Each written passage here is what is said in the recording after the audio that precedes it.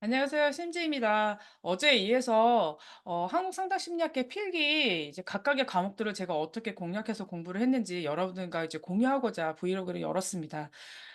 저는 이제 어려운 과목부터 먼저 시작을 해서 이제 쉬운 과목으로 이렇게 천천히 이제 공부를 했었는데 제일 먼저 공부했던 과목이 이제 양적 연구 방법론이에요. 통계 과목이죠. 그러니까 많은 사람들이 과락을 이 과목에서 되게 많이 하는데 요즘 추세는 그렇게 뭐 계산하는 문제나 이런 것들이 많이 나오지는 않고 전체적으로 이제 어떤 표를 보여주거나 그림을 보여주고 이걸 어떻게 해석하는지 이게 뭘 의미하는지 이렇게 좀 해석하는 문제들이 되게 많이 나와서 공부하시면 반드시 고득점을 받을 수 있는 과목이 된 것 같아요. 그러니까 뭐 출제위원이 바뀌지 않는 이상 그런 출제 경향이 많이 나올 것 같고 요즘은 이제 질적 연구 또 혼합적 방법론 이런 것들도 굉장히 많이 나오기 때문에 그런 이론들은 공부만 하면 반드시 득점할 수 있는 영역이거든요. 그래서 책을 처음부터 꼼꼼히 막 찾아본다? 그런 거는 좀 저는 비효율적인 것 같고 근데 그 방법이 맞는 분들은 처음부터 끝까지 이제 천천히 보는 걸 저는 이제 추천드리는데 어쨌든 책을 보는 건 굉장히 유익해요. 이번에 어떤 시험 문제가 나왔냐면 회귀 방정식의 식이 나와서 그 식에 이제 이 수치들을 어떻게 이해를 하고 어떻게 풀어야 되는지 그 5개 보기로 나온 다음에 이거를 해석하시오라는 그런 문제들이 있었어요. 저는 이게 굉장히 허를 찌른다고 생각했거든요. 그러니까 회귀 방정식 뭐 y는 뭐뭐 x 플러스 2 뭐 이런 식으로 나오잖아요. 그러니까 그거를 어떻게 해석해서 내가 읽는지 그 5가지 중에 하나를 고르는데 그게 참 헷갈리더라고요. 그러니까 그런 식으로 문제도 나왔고 그리고 구조 방정식 이제 그림이 이제 많이 되게 복잡한 모형의 그림을 이제 보여주고서 그 그림을 해석하시오. 그래서 그 보기 중에 어떤 게 맞는 건지 이런 것도 논문을 많이 쓰셨거나 많이 이제 논문을 이제 찾아보셨던 분들은 알 수가 있는 거죠. 그래서 논문 그런 리딩하는 연습도 되게 중요할 것 같아요. 그 논문을 보면서 이게 이 표가 뭘 의미하는지 뭐 그러니까 뭐 유의 수준은 뭘 의미하는지 그리고 검정령은 어떤 걸 의미하는 건지 이런 식으로 머릿속으로 이해를 하셔야지만 풀 수 있는 거지 상담 연구 방법 이 통계 쪽은 말이 굉장히 어려워요.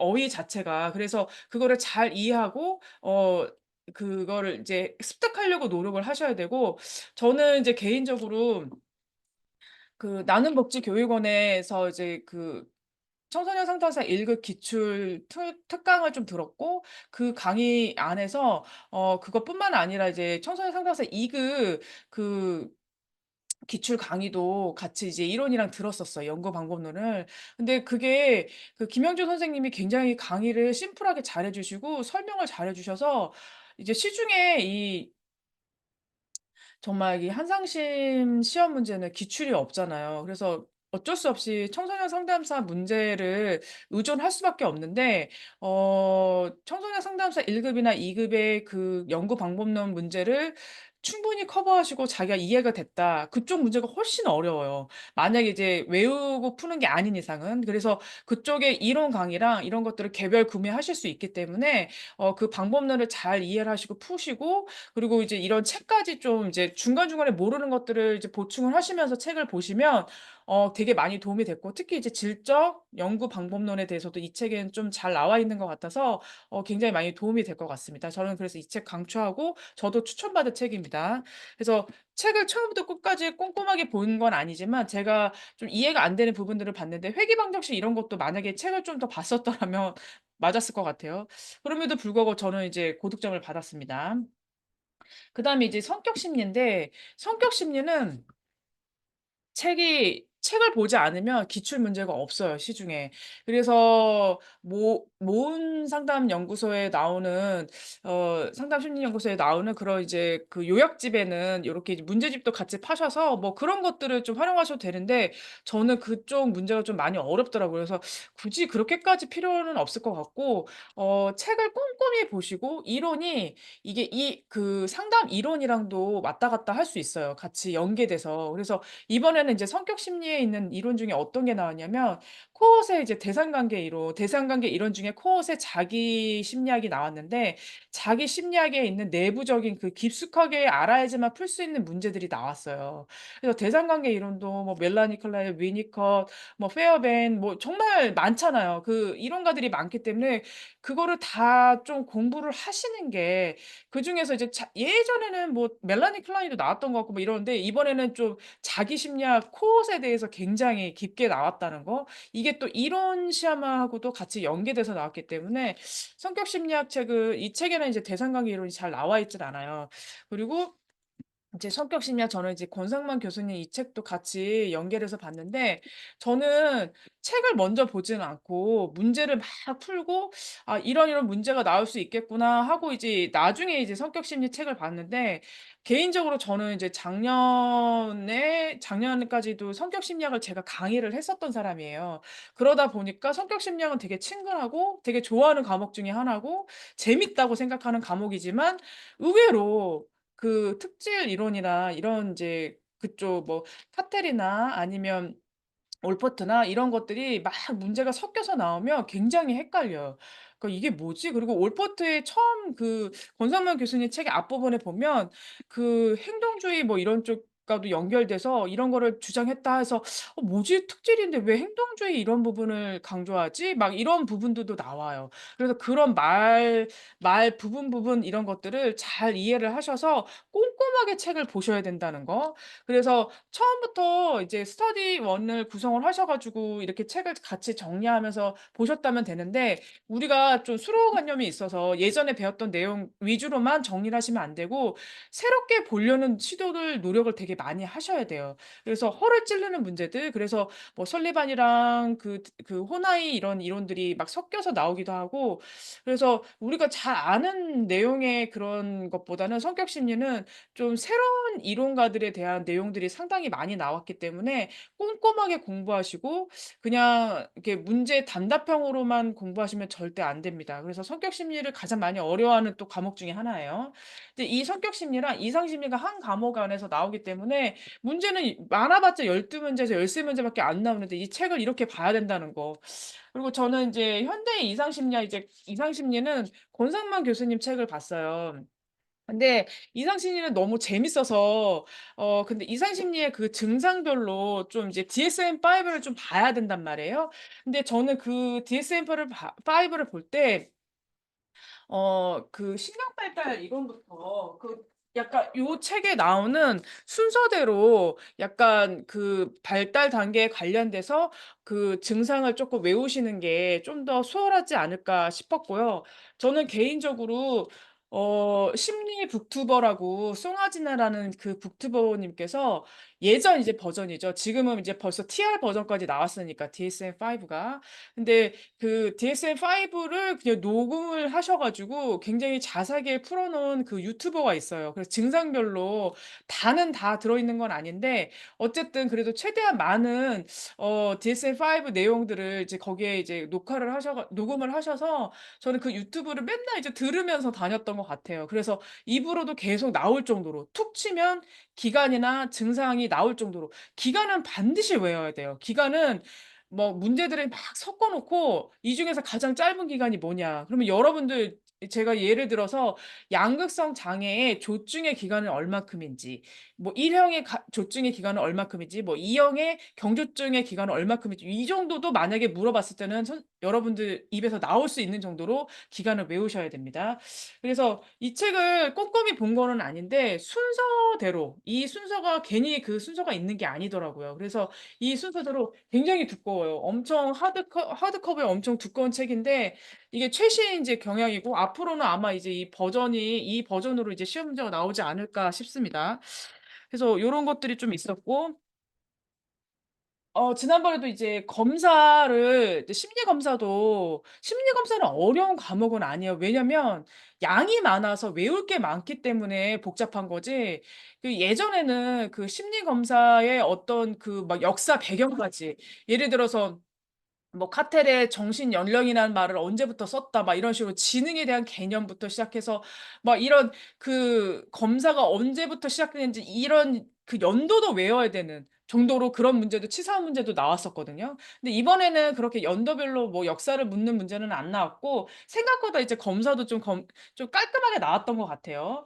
근데 이제 임상 심리 검사 요런 책들 이런 책들 보면 그러니까 전반적으로 내용을 좀 이해하고 싶다 하면은 도움은 되는데 저도 이 책을 이렇게 꼼꼼히 보진 않았어요. 저는 이제 기본적으로 검사는 이제 다른 요약집 좀 이렇게 좀 더 통합적으로 돼 있는 거 그래서 최신 거를 좀 활용하시는 게 좋은데 책이 제가 이렇게 마음에 드는 게 별로 없더라고요. 그래서 로샤도 저는 그때 홍익색 교수님 거 이것도 유튜브에 이제 꿈 분석이라는 이제 그거를 치시면 나오는데 로샤 치시면 이 홍영석 교수님이 운영하시는 유튜브가 나와요. 그러니까 그것도 재밌게 접근을 했어요. 공부라고 생각하지 않고. 근데 이분이 되게 짧게 한 5분 뭐 10분 단위로 이렇게 유튜브를 찍으셔 가지고 구조조 요약집까지 해석을 어떻게 하는지 그러니까 책도 뭐 굳이 사실 필요가 없을 수도 있을 것 같아요. 다 책에 있는 내용이니까.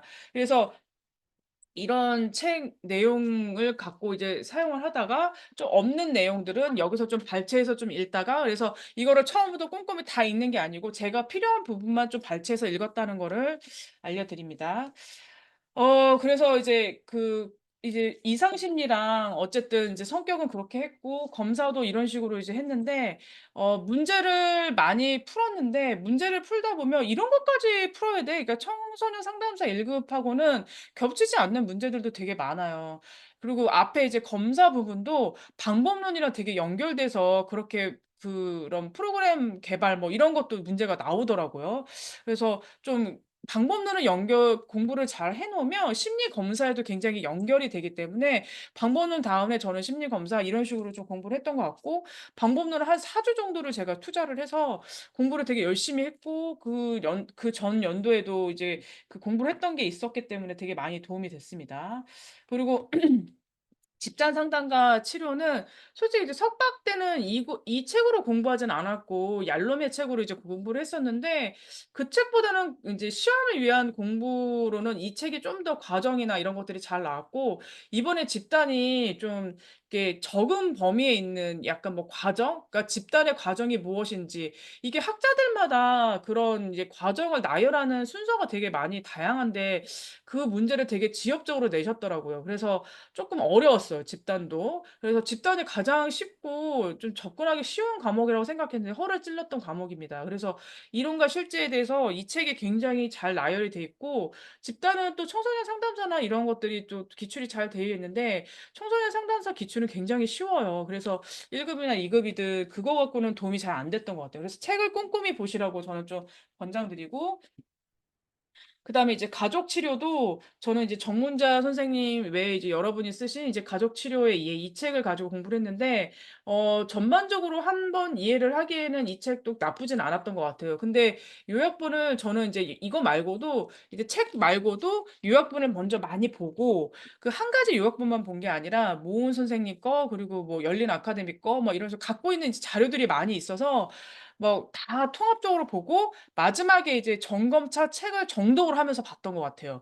그러니까 책도 정말 이제 줄 쳐 가면서 근데 이거를 이제 정리할 정도의 시간은 없어 가지고 제가 따로 요약집을 만들지는 않았는데 개인적으로 시험을 보고 난 다음에 드는 생각은 본인이 직접 이제 책을 읽고 요약을 해서 그거를 점점 요약을 줄여 가고 키워드만 봐도 이걸 압축을 한 상태에서 키워드만 봐도 언제든지 '아 이거는 뭐다.' 하고 이제 튀어나올 정도의 공부가 되시면 반드시 60점 이상은 넘습니다 평균이. 근데 과목당도 70점 이상이 넘기 힘들어요 이 시험이. 그래서 시험 공부하는 게 만만치 않다는 거를 알려드리고 그래서 이런 식으로 저는 이제 책을 많이 이제 활용도 했는데 공부는 실제 시작한 거는 인제 뭐 제가 4월 달부터 쪼끔 이제 집중하면서 공부를 했고 4 월, 5월 그러면 6 월까지 해서 할 때 그 시간 내내 항상 공부를 할 수 있냐 그건 아니잖아요. 그러니까 저도 상담이 있을 때도 있고 없을 때도 있고 프리랜서로 일을 하고 있기 때문에 상담하거나 그 주에 또 뭔가 해야 될 일이 있으면 이제 못할 때도 있기 때문에 그래도 시간을 확보해 맛보려고 굉장히 노력을 했고 이게 처음에 공부할 때 굉장히 무기력감을 많이 드는 과목 중 그 시험 중에 하나예요. 왜냐면 기출이 없고 어떻게 공부해야 될지 방향성을 모르면 되게 헤맬 수밖에 없는 공부거든요. 근데 이 공부도 방향성만 잘 잡으면 할 수 있어요. 근데 많은 분들이 후기를 남겨 주실 때 뭐 "책으로 공부했다." 이런 말들이 처음엔 저는 와닿지 않았었어요. 그래서 처음에 저도 이제 처음에 떨어졌을 때 이번 말고 그때 저 같은 경우도 청소년 상담사 문제집만 풀고 어느 정도 점수는 나오니까 근데 청소년 상담사 문제를 풀으셨을 때 아무 공부를 하지 않고 여러분들이 70 에서 80점 이상이 꾸준하게 점수가 나온다 그러면 어느 정도 기본기는 있으신 거예요. 근데 만약에 내가 70점 밑으로 자꾸 막 50 점대도 나왔다, 60 점도 나왔다, 70 점도 나왔다 이런 식으로 뭔가 점수 수치가 나온다 그러면 좀 기본기를 잘 다지셔야 된다는 이제 신호로 받아들이시고 책을 꼼꼼히 보시고 시간이 되시면 책을 정독을 하시면서 요약하고 혼자 요약하는 게 힘들면 스터디 그룹을 만드셔서 각자 그 부분들을 요약하고 발제하고 이렇게 계속 습득하고 이야기하고 나누는 게 가장 도움이 많이 됩니다. 저는 그래서 이번에는 청소년 상담사 이제 그 인강도 듣고 문제도 풀고 다 했지만 그 문제를 붙들고 마지막까지 뭐 달달달 외우고 이런 거는 하지 않았어요. 할 수도 없었고요. 그래서 막판이 될수록 더 책을 많이 봤던 것 같고 책을 보면서 '앞에 이런 부분도 있지.' 그러니까 앞에 막 그런 앞부분에 뭐 별로 쓸데없다고 생각했던 이런 부분들도 굉장히 열심히 책을 읽고 정독을 하려고 노력을 했던 것 같아요.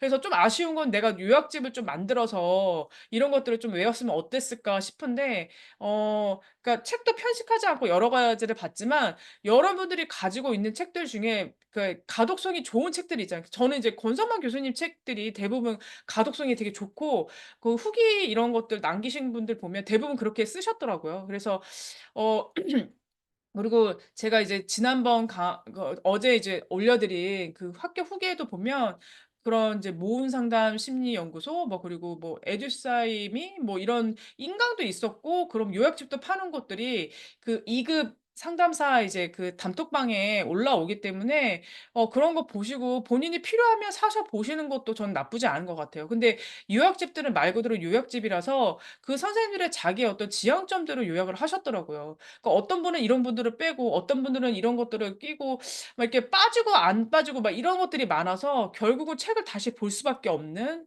그런 상황이 돼요. 그래서 저는 이제 처음부터 만약에 그런 요약집 너무 요약집에 이렇게 '나는 좀 그게 좀 와닿지 않는다.' 그러면 문제집이나 이런 것보다도 이런 책을 꼼꼼히 요약해서 진짜 요약해서 보셔야 돼요. 그냥 대충 '읽는다.' 하고 이렇게 넘기면 절대 머리에 남지 않습니다. 다 증발이 돼 버려요. 그래서 꼼꼼히 책을 보시고 요약해서 보시는 습관을 들이고 그걸 반복해서 그래서 이제 처음에는 한 과목씩, 한 과목씩 이렇게 공부를 하고 저는 이제 상담 연구 방법은 한 4 주는 투자를 했는데 나머지 과목들은 한 과목도 한 뭐 1 주에서 1주 정도씩 이런 식으로 이제 투자를 하면 한 2달 반만 해도 2번씩 이상은 반복해서 볼 수 있잖아요. 근데 이걸 한 과목 끝내고 또 다른 과목 끝내고 이런 식으로 한 과목, 한 과목씩만 공부하면 안 되고 어느 이제 순간인데 다독이 됐을 때 그 7 과목을 하루에 왔다 갔다 하면서 볼 수 있는 정도의 수준이 될 수 있도록 자기가 만드셔야 돼요. 그러니까 하루에 뭐 7 과목을 한 번에 다 볼 수는 없지만 아침에 오늘 그 방법론 같은 경우는 안 보면 자꾸 이제 까먹게 되거든요, 말이 어색하고 낯설어서. 그래서 그 한상님 문제들 보면 문제들이 낯설어지고 그리고 이제 처음보다는 이제 전반적인 문제도 나오지만 좁게 나오는 문제도 있고 암기를 해야지만 또 풀 수 있는 문제도 있고 정말 다양하게 문제가 나와요. 그래서 이번에 이제 상담 이론 문제 같은 경우도 실존주의에서 뭐 고유 세계, 공존 세계, 주변 세계 뭐 이런 부분들도 나왔어요. 그러니까 어디선가 봤는데 이건 그렇게 중요하지 않다고 생각했던 이렇게 쓱 지나갔던 문제가 나오더라고요. 그리고 이제 뭐 강하나 처벌 우리가 알고는 있지만 이거를 지문으로 놔두고 "이 중에서 뭔가 다른 것을 고르시오." 이러면 되게 당황스러워져요. 그래서 정확하게 개념을 알고 있어야지만 풀 수 있는 문제들이 훨씬 많았다. 그래서 뭐 성격 심리는 이제 원래 어려운 과목이니까 어렵다고 하지만 성격 심리랑 이상 심리 그리고 심리 검사 그리고 통계 방법론 이런 것들이 좀 같이 공부를 하다 보면 시너지가 나는 그런 과목들이기 때문에 서로 이제 연결해서 공부를 하시고 성격 심리랑 또 이론도 같이 연결이 되잖아요. 근데 이번에는 또 자기 심리학이 이론에도 나왔고 그리고 이제 성격 심리에도 연결해서 나와서 가지고 뭐 예를 들어서 성격 심리학은 이제 네오PI라고 빅5 이론이 있는데 그 빅5 이론에 대해서 굉장히 자세하게 나왔어요. 그래서 보기 중에 5개 중에서 고르시오. 그래서 기억, 니은, 디귿, 리을 뭐 이런 식으로 다 고르시오. 옳은 것들을 고르시오. 이런 문제도 있었지만 생각보다 그냥 나열식으로 5문제 중에 하나를 골라 이것도 굉장히 어렵더라고요. 그래서 '그렇게 깊게 나올 수도 있구나.' 물론 인제 그 문제를 제외하고라도 내가 뭐 통과를 되면 상관이 없는데 저는 그 빅5 이론은 되게 어려웠어요. 그래서 빅5 이론이나 이렇게 새로운 이론들에 대해서도 잘 아셔야 되고 그리고 상담 이론에서는 대상 관계는 반드시 나오는 것 같아요. 그러니까 자기 심리학이 저는 이제 자기애성 장애들을 이제 뭐 치료하기 위해서 만들어졌다 요 정도는 알고 갔는데 그 안에는 세부적인 뭐 거울자, 이상자 뭐 이런 식으로 그 내용까지도 알아야지만 풀 수 있는 문제도 있었고 정신과 관련된 문제도 있고 애착에 대한 문제도 있었고 그래서 이런 되게 이제 속속들이 그러면 그 많은 이론들을 다 어떻게 알아야 되냐. 그러니까 복불복인 거죠. 근데 저는 기본적으로 기본 이론들을 그러니까 완벽하다기보다는 정말 탄탄하게 안 다음에 대상 관계든 그다음에 문제들을 다음에 이제 이론들을 좀 더 살피시라고 알려드리고 싶고 제가 평상시에 액트 이론을 되게 좋아해서 그런 이제 워크숍을 이제 간단하게 이제 듣고 했었던 게 이제 실습도 해 보고 하니까 굉장히 많이 남았거든요. 이제 그런 식으로 자기를 많이 노출하고 스터디를 하시는 게 되게 좋아요. 그래서 꼭 그 공부를 위한 공부 말고 정말 이걸 상담 장면에서 어떻게 이용할 건지 사용할 건지에 대해서 염두를 하고 공부를 하시면 그게 훨씬 기억에 많이 남는다. 그래서 성격 심리학 이 책도 그렇고 이론 이제 권성만 선생님 이론 책에는 액트나 뭐 DVD 뭐 요런 그 뭐 이런 DBT 같은 정도 그리고 동기 강화나 이런 거는 나오지는 않았던 것 같아요. 근데 이제 그런 내용 자체는 좀 알고 있어야 돼요. 최신 이론들 자체도. 그렇지만 너무 깊게는 할 수는 없는데 대상 관계 정도는 이제 점점 이제 깊게 나오는 추세인 것 같아요, 문제들이. 그래서 자기 심리학이 성격 이론과 이론 심리에서 상담 이론에서 같이 이제 병행하면서 문제가 나오는데 저는 그게 맞았는지 틀렸는지 모를 정도 한 거 보니까 틀린 것 같아요. 그럼에도 불구하고 고득점이 나왔으니까.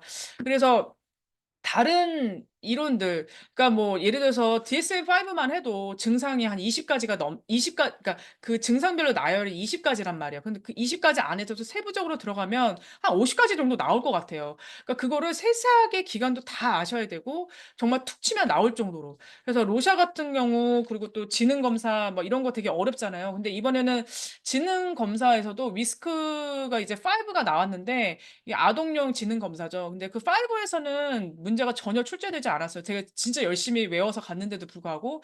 대신 웨이지 4는 아직도 전반적으로 많이 사용하고 계시기 때문에 지능 검사나 로샤 검사는 어렵다고 포기하시면 안 돼요. 거기서 문제가 상당수가 많이 나오거든요. 그래서 로샤 검사도 제가 그 추천해 드린 홍영식 교수님 유튜브 보시면서 좀 시간을 투자하셔야 돼요. 그런 데에는 시간이 좀 걸리니까 좀 쭉 보시면 되게 재밌어요 생각보다. 그래서 일단은 이 시험은 두려움부터 없애야 된다. 어떻게 그 막막함부터 이게 멘탈 관리예요. 멘탈을 강화를 시키시고 누구나 어려워요. 여러분들이 어렵다고 생각하면 누구나 어렵고 저도 제가 박사 학위자인데도 저도 어려운 시험이라고 느끼거든요.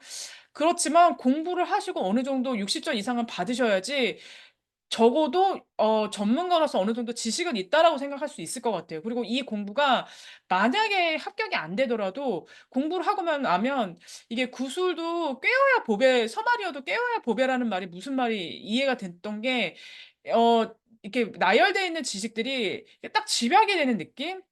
그리고 제가 이제 내담자들을 계속 지금 만나면서 상담을 하면서 이 공부를 하다 보니까 이상 심리의 이런 내용 이런 것들이 머릿속에 팍팍팍 이렇게 떠오르더라고요. 그러니까 예전에는 뭐 책을 좀 이렇게 뒤적뒤적 보면서 이제 했다고 하면 '아 이전에 맞아.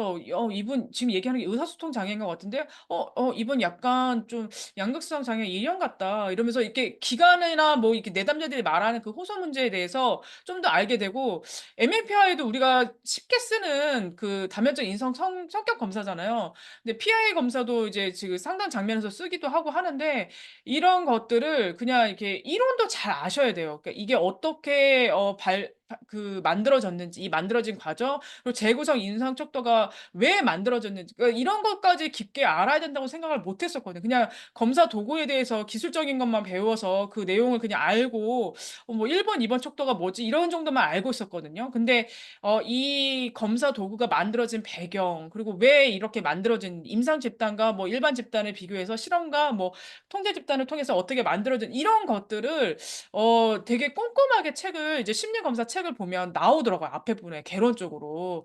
그래서 이런 것들을 그냥 대충 예전에 이제 공부할 때는 그냥 넘겼던 부분인데 시험이기 때문에 좀 더 좀 꼼꼼히 봤던 것 같고, 그렇게 '아 이런 것도 봐야 돼.' 하는 부분도 보셔야 돼요.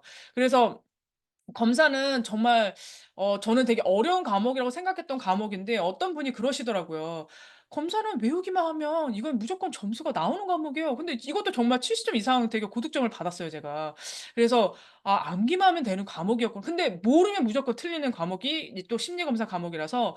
근데 심리 검사도 뭐 저는 뭐 카우프만 검사, 뭐 CBC의 그 PAI, 뭐 여러 가지 검사, 정말 뭐 BGT, 근데 BGT는 요즘 잘 안 사용한다고 하지만 어쨌든 문제는 나왔어요. 그래서 이런, 그리고 이제 지능 검사 상당히 많이 나왔고 로셔 검사도 나왔고, 로셔 검사도 이번에 보면 뭐 결정인 이렇게 쭉 뭐 FN 뭐 어쩌고저쩌고 쭉 이렇게 나열해 놓고 "이게 뭐를 뜻하는지 고르시오." 이런 식으로. 이거 기억, 니은, 디귿 이런 식으로 다 모두 고르시오가 아니었었어요. 그러니까 이 1번 중에 5번 중에서 맞는 것을 고르시오. 그래서 오히려 더 깔끔하게 문제 풀 수 있는 유형으로 나왔기 때문에 그렇게 로셔도 어렵지 않았다. 그래서 지능 검사도 웨이즈만 잘 외우시면, 그러니까 웨이즈는 꼼꼼하게 외우셔야 돼요. 그러니까 이게 뭘 의미하는지 각각의 지표들도 아셔야 되고 그 안에 있는 내용들. 그래서 저는 이걸 써 놓고 막 계속 반복하면서 안 외워지면 그냥 계속 반복해서 보는 수밖에 없어요. 그게 답이거든요. 그래서 처음에는 한 과목씩 좀 진중하게 공부를 하시다가 나중에는 다독을 하실 때, 회독을 하실 때 하루에 이제 7 과목을 다 다루면 좋겠지만 그렇게 불가능해요. 시간도 안 되고. 그래서 저는 제가 말씀드렸지만 혼자 공부하는 게 힘드신 분들은 그런 독서 토론이나 이런 이제 클럽을 잘 활용하셔 가지고 독서 스터디 모임 같은 거를 한 1년 전부터 이렇게 시험 공부한다는 생각보다는 '이 공부를 즐기면서 한다.' 그래서 정시나 이런 문제 같은 경우는 이제 애착과 심리 치료책, 그 책이 정말 좋을 것 같고, 대상관계는 이제 쉽게 나온 뭐 대상관계 책들 많이 있으니까 쪼끔 그거 위주로 책을 좀 보시고, 대상관계 이론은 그렇게 쉽게 공부할 수 있는 내용들은 아니에요. 그래서 저는 솔직히 그런 새로운 이론들에 대해서는 쪼끔 이제 깊게 공부하지 않고 갔는데 그럼에도 불구하고 68점 이상은 받았어요. 그래서 70 점은 안 됐지만.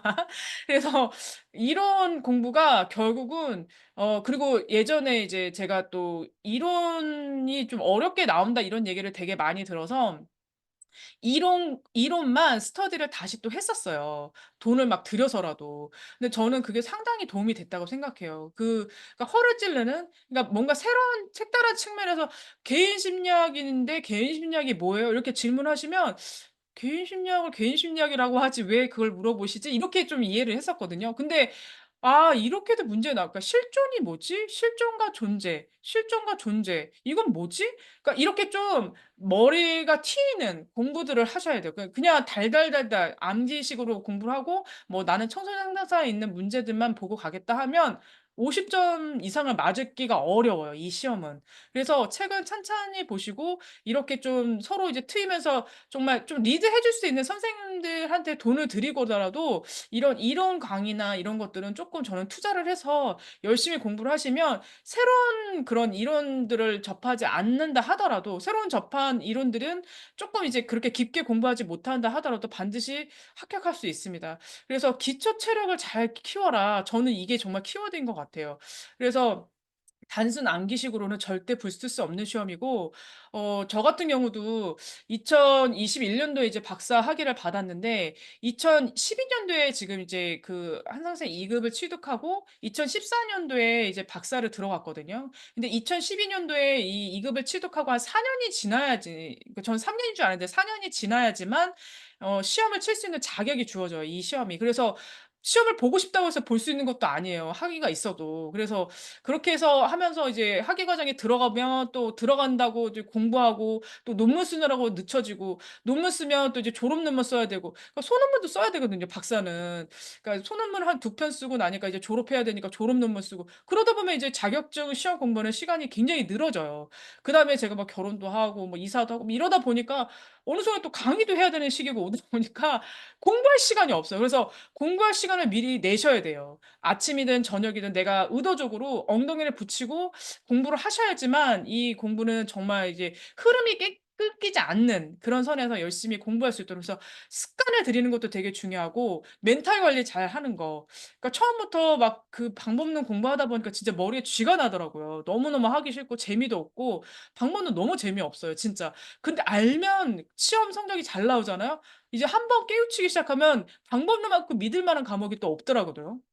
그래서 이번에도 가장 이제 고득점을 받은 과목은 이제 방법론이었고, 뭐 한 과목 정도가 막 진짜 뭐 50 점대로 나왔어도 다른 점수가 70점 이상으로 다 나와 버리면 평균 60점 이상은 금방 넘어요.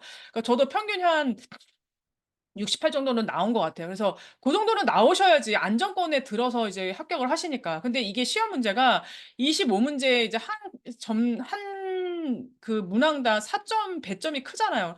그러니까 한두 문제만 틀려도 그러니까 과락이 나오거나 아니면 이제 평균이 안 나와서 문제 합격을 할 수가 없는 그런 상황도 있고, 그리고 이제 기출 문제가 제공이 안 되기 때문에 정말 막막한 시험 준비예요. 그렇지만 하실 수 있습니다. 그래서 책을 꼼꼼히 천천히 답답해하지 않고 재미를 느껴가면서 공부하는 방법들을 여러분들의 방법으로, 이제 저는 심지의 방법을 이렇게 오픈하지만 뭐 인강도 좋고 뭐 접근할 수 있는 방법은 되게 많아요. 그리고 저 같은 경우에 시간을 재서 그 인강, 이제 에듀쌤의 인강은 제가 좋았던 게 뭐냐면, 뭐 가격도 저렴하기도 했지만 그 인강을 제가 좀 했던 게, 매주 모의고사를 그 선생님이 이제 만드셔 가지고 풀어 이렇게 문제를 풀고 시간 내에 막 뭐 이렇게 CBT처럼 문제를 풀게끔, 그러니까 시간 내에 40분 내에 30 문제를 풀다 보니까 제가 이번에 시험 볼 때에도 저는 시간이 굉장히 많이 남았어요. 그래서 뭐 '내가 틀린 게 뭐지?' 하면서 점수까지 매기고 나왔거든요. 그러니까 모르는 거는 어쩔 수 없이 못 푸는 거니까. 그래서 그런 거 다 제치고도 원래 제가 채점했던 점수보다는 합격 점수가 훨씬 잘 나왔어요. 제가 되게 더 하시하게 이제 점수 채점을 했기 때문에. 그러니까 그 정도로 가독성이 되게 좋아지더라고요. 문제를 자꾸 이제 빨리 푸는 방법 이런 것들을 이제 습득하다 보니까. 그래서 문제도 한 번에 뭐 100 문제를 이렇게 압축해 놓은 그런 문제들도 있더라고요, 뭐 청산 문제들을. 그러니까 어차피 청산 문제들은 풀 수밖에 없어요. 그래서 이론이랑 청산 이것도 많이 활용하시고, 근데 '나는 굳이 뭐 그렇게 문제가 필요 없다.' 그러면 그 전공 서적들을 정말 꼼꼼히 보시고 많은 사람들이랑 나눠 보고 씹어 먹는 그 내용들을 잘 회독하는 게 정말 중요하다는 걸 이번에 또 한 번 깨달았습니다. 여러분께 좀 도움되도록 제가 최대한 제 안에 있는 내용들을 여러분과 공유했는데요. 어 도움이 되셨다면 구독과 알림 해 주시고, 또 앞으로도 제가 이제 이제 상담 센터 심리 상담 연구소도 좀 만들려고 지금 생각 중이라서 여러분들께 더 도움되는 상담에 일반인들과 또 상담사들 그 중간자 역할을 잘할 수 있도록 노력하겠습니다. 오늘도 행복한 하루 되시고요. 또 제 영상 도움 되시면 꼭 구독과 좋아요 눌러 주세요.